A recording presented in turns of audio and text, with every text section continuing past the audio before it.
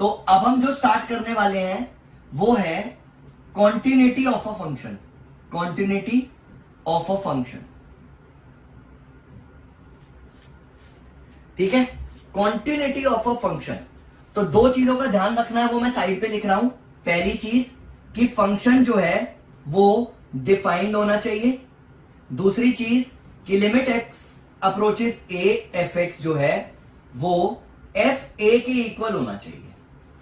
ये दोनों बातें मैं आपको अभी यहां पर समझाने वाला हूं, ग्राफिकली भी समझाऊंगा और कैसे क्वेश्चन अटेम्प्ट करना है एग्जाम में वैसे भी समझाऊंगा।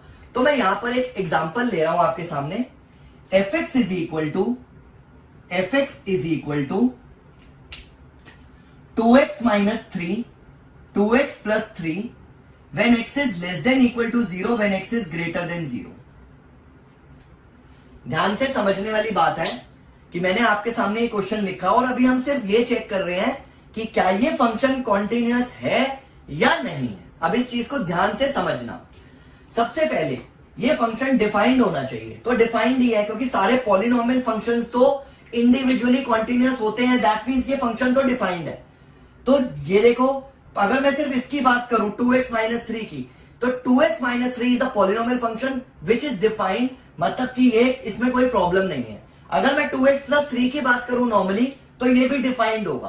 तो जब भी हमारे सामने ऐसी सिचुएशन आती है, जब भी हमारे सामने ऐसी सिचुएशन आएगी, तो ध्यान रखना कि fx is equal to fa minus fx is equal to fa वाली सिचुएशन को ही हमने लेना है और उसी तरीके से हम इसको कॉन्टिन्यूअस करेंगे।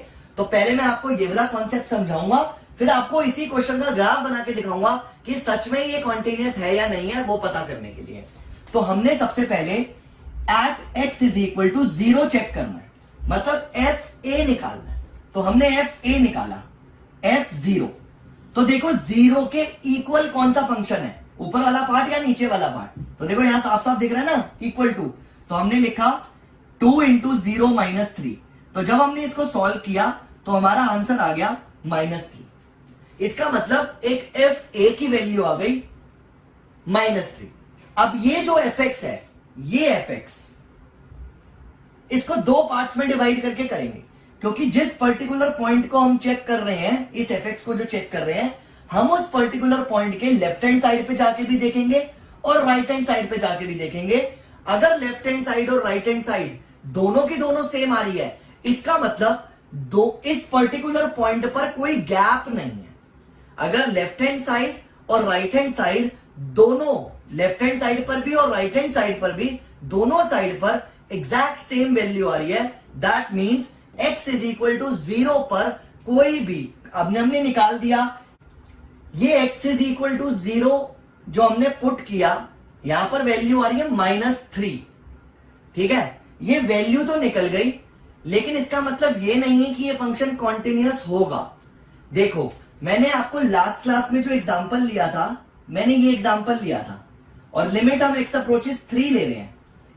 जब हम इसको सिंप्लीफाई करते हैं, x माइनस 3, x प्लस 3 और x माइनस 3, ये काटकर हमारे पास x प्लस 3 बचा। अब अगर मैं डायरेक्टली इसमें 3 डाल दूं तो आंसर आ गया 6। तो ये जो 6 आया डायरेक्टली ये डालने के बाद, वो ये वही वैल्यू है। मतलब जब हम 3 की तरफ अप्रोच करते हैं तो हमारा फंक्शन 6 की तरफ अप्रोच करता है। तो इसका ये मतलब नहीं है कि ये फंक्शन कॉन्टिन्यूअस है, क्योंकि जब हम इसका ग्राफ बनाएंगे तो ये at x is equal to 3 break हो जाएगा। मैंने लास्ट क्लास में आपको बताया था, आप एक बार दोबारा बना के देख सकते हो। आप इसका जब ग्राफ बना के देखोगे तो at x is equal to 3 ये फंक्शन ब्रेक हो जाएगा।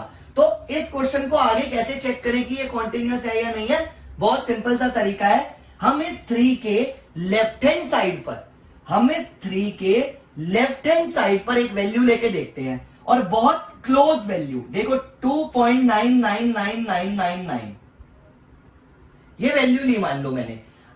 ठीक है, अब इस वैल्यू को इसमें डालता हूं तो मेरा जो फंक्शन है वो 5.99999999 ये आ रहा है। This is approximately 6, not 6, 5.99999999। आप तो बोलोगे कि ये तो 6 है, लेकिन मैं अभी मान के चल रहा हूं कि ये 6 के पास है, 6 नहीं है। अब मैंने क्या किया, इस 3 के आगे की तरफ से एक वैल्यू डाल के देखी, इस 3 के आगे की तरफ से एक वैल्यू डाल के देखिए, तो 3.000000001 फॉर एग्जाम्पल 3.000000001। तो जब मैं इस वैल्यू को इसमें डालता हूं तो हमारे सामने आंसर आता है 6.000000001। अब आप खुद सोचो कि ये भी तो 6 के आसपास है लेकिन 6 नहीं है।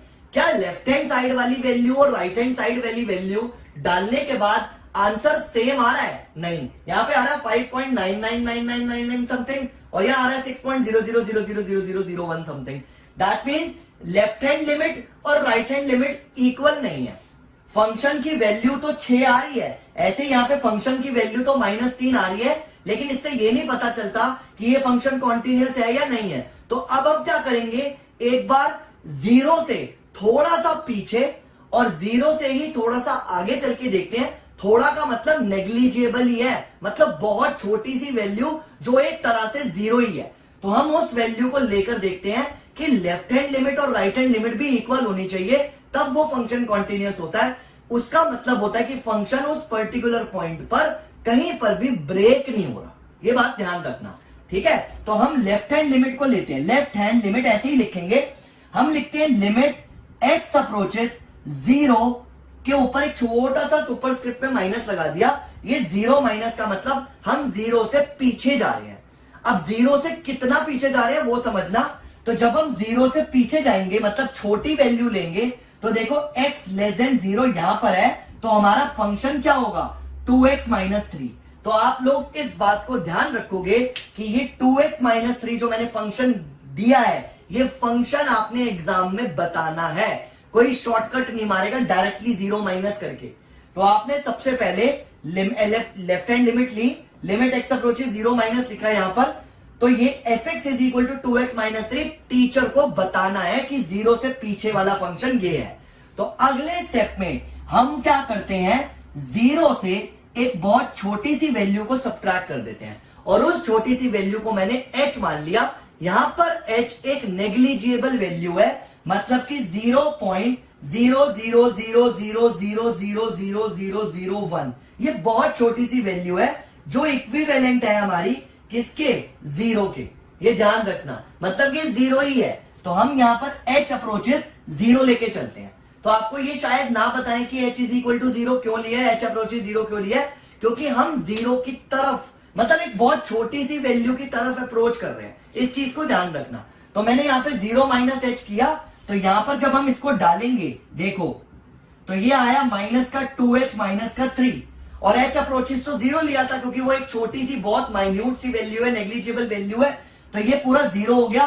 तो यहां से भी क्या आ रहा है -3। तो देखो कि 0 के ऊपर -3 आ रहा था, 0 से थोड़ा सा पीछे जाने के बाद भी -3 आ रहा है। इसका मतलब जब हम लेफ्ट हैंड साइड से 0 की तरफ अप्रोच कर रहे हैं तो लेफ्ट हैंड साइड पर मतलब 0 से जस्ट पहले हम -3 की तरफ अप्रोच कर रहे हैं और 0 के ऊपर आते ही -3 के ऊपर ही अप्रोच कर गए। तो इसका मतलब अभी तक तो ये ग्राफ जो है कहीं पे टूटा नहीं। अभी मैं इसको ग्राफिकली भी बना के दिखाऊंगा। अब हमने क्या किया, राइट हैंड लिमिट ली। मैं यहां पर लिख रहा हूं, हमने राइट हैंड लिमिट ली। अब यहां पर अब देखो सेम वैसे ही करना है, लिमिट x अप्रोचेस 0 प्लस। तो मैंने यहां पे 0 प्लस लिखा, इसका मतलब 0 से थोड़ा सा आगे जा रहा हूं। कितना आगे, इतना ही आगे जा रहा हूं, 0.000000001। मतलब बहुत नेग्लिजिबल सी वैल्यू आगे बढ़ रहा हूं, जिससे कि देखूं कि इतना छोटा सा डिस्टेंस आगे बढ़ने पर क्या वैल्यू तो नहीं चेंज होती, ये वहीं तो रहता है ना कि नहीं रहता। तो अब हमने क्या किया, 0 प्लस डाला। तो फंक्शन बताओ, फंक्शन क्या है यहां पर 2x + 3। फंक्शन क्या था यहां पर 2x + 3। अब हमने इसमें देखो वही स्टेप किया, h अप्रोचेस 0 लिया और इस 0 में h प्लेसेस मतलब थोड़ा सा h का डिस्टेंस और आगे बढ़ गए।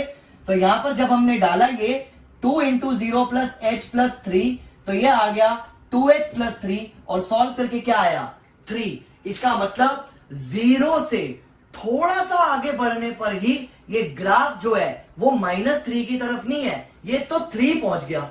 इसका मतलब ये बीच में टूट गया होगा 100%। तो जब ये ग्राफ टूट गया तो इसका मतलब this function is not continuous. तो हमने लिखा clearly limit LHL is not equal to RHL is, ऐसे लिख सकते हैं clearly fx is not equal to LHL, equal to LHL but not equal to RHL इस क्वेश्चन के हिसाब से।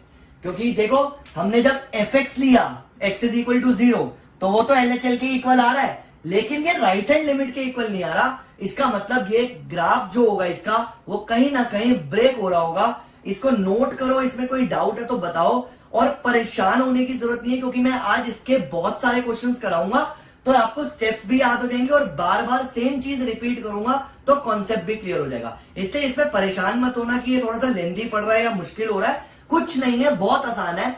अभी जब मैं ग्राफ बनाऊंगा आपको अपने आप समझ आ जाएगा कि fx LHL RHL एक्चुअली में है क्या।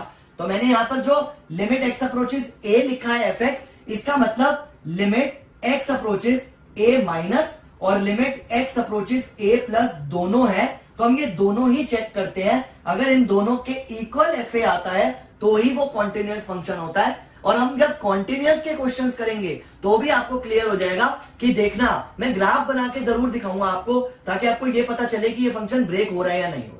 बात समझ आई? पहले ये नोट करो, अगर इसमें कोई डाउट है तो मुझे मैसेज करो, मैं आपको फटाफट से डाउट क्लियर करता हूं इसका, उसके बाद हम आगे बढ़ते हैं जल्दी से। अब हम इसका ग्राफ बना के देखते हैं।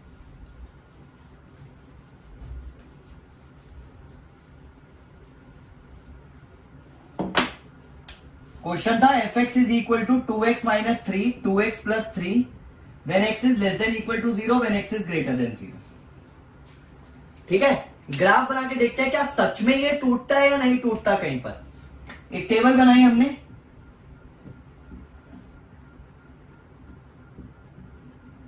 देखो ध्यान से, 0 लिया, 0 ऊपर लेंगे या नीचे, ऑब्वियसली ऊपर, इक्वल टू 0 ऊपर है।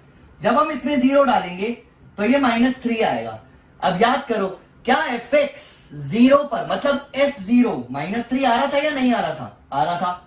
तो हमने क्या किया यहाँ पे ग्राफिकल रिप्रेजेंटेशन में, जब हमने 0 लिया तो 1 2 3, तो ये आ रहा है -3, मतलब 0 लेने पर ये -3 आ रहा था, वो हमें दिख गया ग्राफ में भी। अच्छा, अब हमने लिया -1, -1 डालो, -2 -3 तो -5। तो जब हमने -1 लिया तो ये -5 आया। अब हमने लिया -2 तो -4 -3 -7।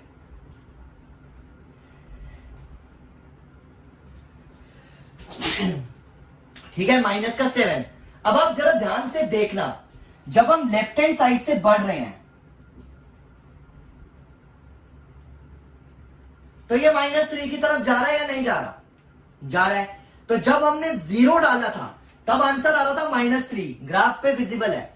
जब हम 0 से बहुत कम वैल्यू पर गए, बहुत पास पीछे की तरफ, यहां पर पीछे की तरफ, जब हम 0 से पीछे की तरफ गए, इस 0 से पीछे की तरफ गए, तो ये देखो 3 की तरफ अप्रोच कर रहा है या नहीं कर रहा? कर रहा है, -3 की तरफ। तो इसलिए जब हम 0 से पीछे गए थे, जब हमने लिखा था कि लिमिट 0 x अप्रोचेस, जब हमने लिखा था लिमिट x अप्रोचेस 0 माइनस, मतलब हम 0 से पीछे किसी पॉइंट पर अप्रोच कर रहे हैं, तो क्या हमारा आंसर -3 आ रहा था? तो उस -3 के आने का मतलब है कि जब हम 0 से पीछे उस छोटे से पर्टिकुलर पॉइंट की तरफ जा रहे हैं तो हमारा आंसर, जो हमारी लाइन है वो -3 की तरफ अप्रोच कर रही है और हमें दिख रहा है। जब हम 0 से आगे बढ़े, 0 से आगे, अभी तो मैं 1 ले रहा हूं, लेकिन मैंने क्वेश्चन में तो क्या लिखा था? 0 प्लस h, मतलब 0 प्लस 0.00000000001, क्योंकि h मैंने बोला था नेग्लिजिबल वैल्यू, बहुत छोटी सी वैल्यू है। तो अभी तो मैंने क्वेश्चन में 1 ले लिया। अगर मैं 0 प्लस 0.0001 ले रहा था तब भी मेरा ग्राफ चेंज हो रहा था, तो 1 पे तो बहुत चेंज हो जाएगा। कैसे? ध्यान से देखना, जब मैंने 1 लिया तो मैं इसमें डालूंगा, यहां पर जब मैंने 1 लिया तो ये 2 प्लस 3 क्या आ गया मेरा? 5। तो देखो 1 लेने पर 1 2 3 4 5, तो मेरा ग्राफ कहां आ रहा है? यहां से। ये लाइन यहां से यहां तक तो चल रही थी कॉन्टिन्यूटी में, फिर देखो बीच में से टूट गई, 2 लूंगा यहाँ पे 2 लूंगा तो आ जाएगा 7, तो ये 2 लेने पर और ऊपर चला गया 7, यानी कि ये यहां तक लाइन ऐसे चल रही थी नॉर्मली, फिर ये लाइन देखो ब्रेक हो गई बीच में, ये गैप आया ना, मतलब जब मैंने जीरो से ये जीरो गिरा, इस जीरो से बहुत हल्की सी वैल्यू आगे की तरफ ली तो ही मुझे पता चल गया कि ये फंक्शन टूट रहा है। तो पेपर में जब क्वेश्चन आता है तब आपको वही करना है, fx, LHL और RHL, और मैंने पिछली और आज की क्लास में जो भी बताया वो यही कॉन्सेप्ट है एक्चुअली में, तो इस चीज को ध्यान रखना। इसीलिए जब मैं ग्रेटेस्ट इंटीजर फंक्शन की बात करूंगा जो मैंने लास्ट क्लास में ही बताई थी, वहां पर आपको देखना कि किस पर्टिकुलर पॉइंट पे ग्रेटेस्ट इंटीजर फंक्शन कॉन्टिन्यूअस होता है और किस पर्टिकुलर पॉइंट पे कॉन्टिन्यूअस नहीं होता।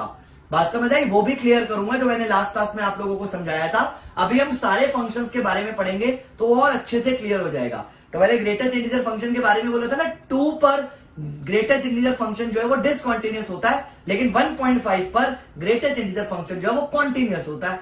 1.5 पर इसलिए कॉन्टिन्यूअस था कि जब मैं 1.5 से लेफ्ट हैंड साइड पे कोई वैल्यू लूंगा तो आंसर आएगा 1, क्योंकि 1.5 से बहुत छोटा सा पीछे की तरफ जाऊंगा, यानी कि 1.4 ले लेता हूं फॉर एग्जांपल, तो भी आंसर उसका होता है 1। और अगर 1.5 से आगे की तरफ जाऊंगा, 1.6 ले लेता हूं, तब भी उसका आंसर क्या होगा 1, और 1.5 पर भी आंसर क्या होगा 1। तो fx, LHL और RHL तीनों इक्वल आ रहे थे। तो जिस बच्चे को लास्ट क्लास में इस पर्टिकुलर पॉइंट के ऊपर डाउट आ रहा था वो अब शायद क्लियर हो गया होगा कि इसलिए 1.5 के ऊपर वो फंक्शन कॉन्टिन्यूअस था।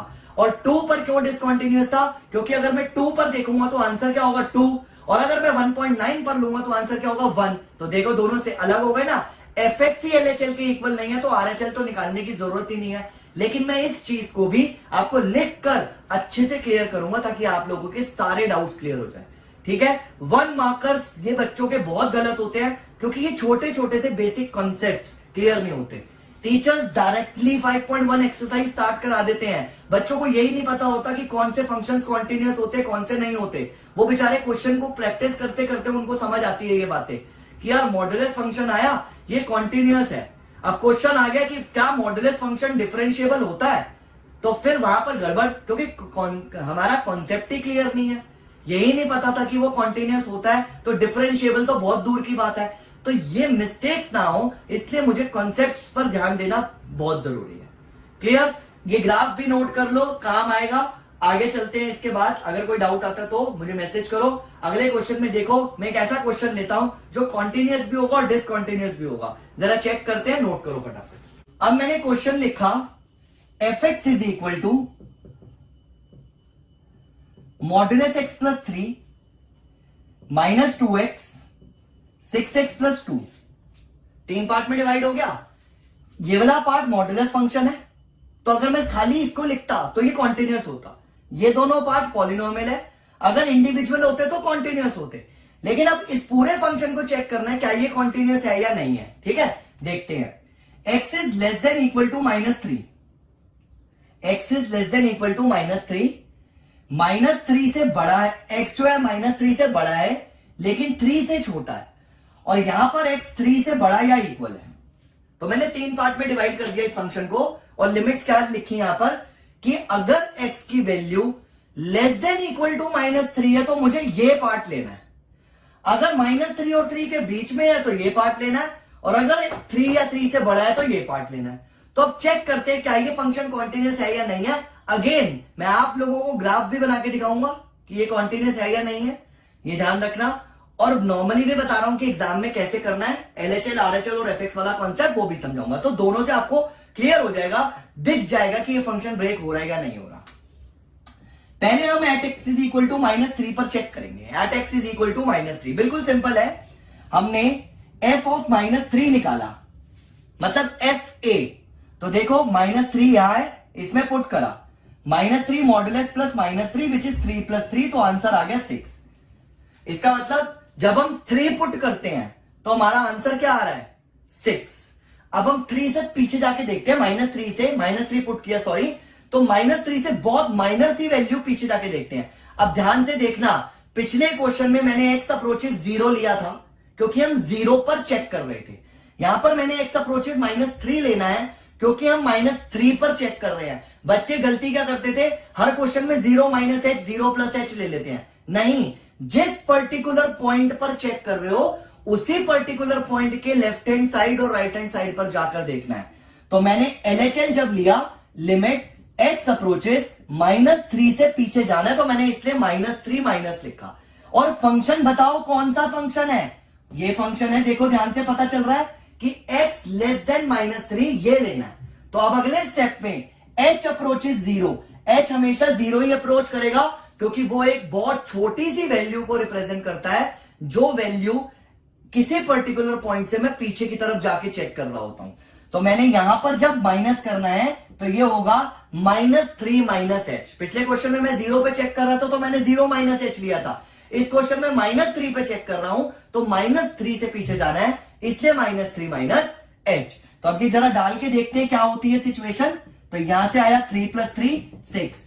अब इसका भी वही मतलब आ रहा है ना कि जब मैं -3 पुट कर रहा हूं तो आंसर आ रहा है 6, और जब मैं -3 की तरफ अप्रोच कर रहा हूं तब भी आंसर आ रहा है 6। इसका मतलब अभी तक ये फंक्शन कहीं पर भी ब्रेक नहीं हुआ।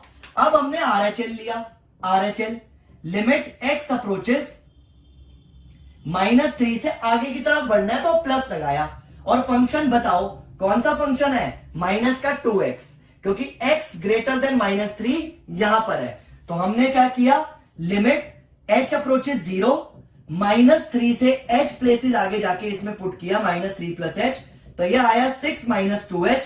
तो फाइनली हमारे सामने क्या आ गया, 6। तो इसका मतलब यहां पर भी ये आंसर जो है 6 आ रहा है। इसका मतलब ये फंक्शन कहीं पे ब्रेक ही नहीं हो रहा।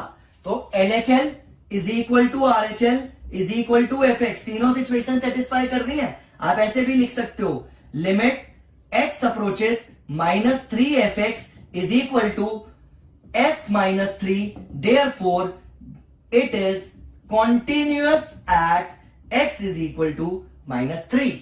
तो ये -3 पे कॉन्टिन्यूअस हुआ, मतलब कि ये कहीं पर भी ब्रेक नहीं होगा। ठीक है, तो अगर हम इसका ग्राफ बनाएं फॉर एग्जांपल, देखो ध्यान से, यहां पे छोटा सा ग्राफ बना रहा हूं। जब मैंने टेबल बनाई है छोटी सी x y ऐसे लिखा मैंने यहां पर, तो जब मैंने यहां पे लिया -3 तो हमारा आंसर इसमें पुट करेंगे ना, तो हमारा आंसर क्या आएगा, 6 - 4 उस तरफ गया तो आंसर आ जाएगा 7। दो ही वैल्यू ले रहा हूं, 1 2 3 और 1 2 3 4 5 6। -3 पर हमारा आंसर आ रहा है 6, 1 2 3 4 5 6 और -4 पर आ रहा है 7। तो ये इस तरह से आगे बढ़ रहा है। ठीक है, अब जब मैं आगे की तरफ आ रहा हूं -2 की तरफ और पीछे चल रहा हूं, तो मुझे कहां डालनी है वैल्यू, यहां पर। तो जब मैं -2 यहां डालूंगा तो आंसर क्या आएगा, 4। तो -2 पे आंसर क्या आ रहा है, 4। देखो 4। उसके बाद -1 लूंगा तो आंसर क्या आएगा, 2। -1 पे आंसर क्या आ रहा है यहां पर, 2। इस चीज को देखना। तो ये जो लाइन बन रही है ये कहीं पर भी वो नहीं है डिसकंटिन्यूअस, ये कॉन्टिन्यूटी में चलती हुई लाइन जा रही है, ये कहीं पर भी ब्रेक नहीं होगी। तो ये ध्यान रखना। क्लियर हो गया, इतना नोट करो। उसके बाद हम 3 पर चेक करेंगे, क्योंकि इसमें क्वेश्चन में 3 भी दिया हुआ है। फिर 3 का भी ग्राफ बना के दिखाऊंगा, तो ध्यान से समझना। अगर कोई डाउट आता तो मुझे मैसेज करो, इतना नोट करो जल्दी से। पहले देखो ध्यान से, अब एट x = 3 चेक करते हैं। सबसे पहले हमने लिखा एट x = 3, f3 निकालो। अब 3 के इक्वल नीचे है, देखो यहां पर =2 है, तो 6 × 3 + 2, तो ये आ गया 20। मतलब एट x = 3 आंसर आ रहा है 20 पे वैल्यू आ रही है फंक्शन की, fx की, y की। और अब हम लेते हैं left hand limit, limit x approaches 3 से थोड़ा सा पीछे जाके देखते हैं, बिल्कुल माइनर सा पीछे। तो हमारा फंक्शन कौन सा है, -2x, क्योंकि 3 से छोटी वैल्यू यहां है, x < 3। तो यहां पर अगले स्टेप में हमने h अप्रोचेस 0 लिया और 3 - h पुट किया, तो -2 3 - h, माइनस का 6 + 2h, आंसर क्या आ रहा है, -6। ये यही पता चल गया डिसकंटिन्यूअस है, राइट हैंड लिमिट निकालने की जरूरत ही नहीं है। fx is not equal to LHL, तो therefore function is discontinuous at x = 3। तो अगर ये क्वेश्चन आया तो इसके अंदर, इस क्वेश्चन के अंदर -3 पर तो कॉन्टिन्यूअस था, मतलब -3 पे कोई प्रॉब्लम नहीं आ रही, फंक्शन सही चल रहा है। लेकिन at x is equal to 3 जो है वो डिसकंटिन्यूअस है। ये चीज ध्यान रखना, इस चीज को ध्यान रखना है। तो यहां पर ये 3 पर डिसकंटिन्यूअस है और -3 पे कॉन्टिन्यूअस था। मतलब जब आप इसका ग्राफ बनाओगे तो देखो, जब आपने 3 डाला तो 3 डालने पर ये आ रहा है ऊपर 20 कहीं पर, लेकिन जब आप 3 से थोड़ा सा पीछे की तरफ गए, बिल्कुल थोड़ा सा, मतलब यहां से बहुत माइनस ही पीछे की तरफ वैल्यू गए, तो ये जो है नीचे -6 की तरफ अप्रोच करने लग गया कहीं से, यहां पर इसकी तरफ। तो इसका मतलब क्या हो गया, ये बीच में कहीं पे गैप आ जाएगा। तो इसका मतलब ये फंक्शन 3 पर डिसकंटिन्यूअस है। हमें राइट हैंड लिमिट लेने की जरूरत नहीं है, हम यहीं पर क्वेश्चन को छोड़ देंगे। अगर क्वेश्चन आता है कि डिस्कस द कॉन्टिन्यूटी, तो हम यही लिखेंगे, at x is equal to -3 function is continuous, but at x is equal to 3 this function is discontinuous.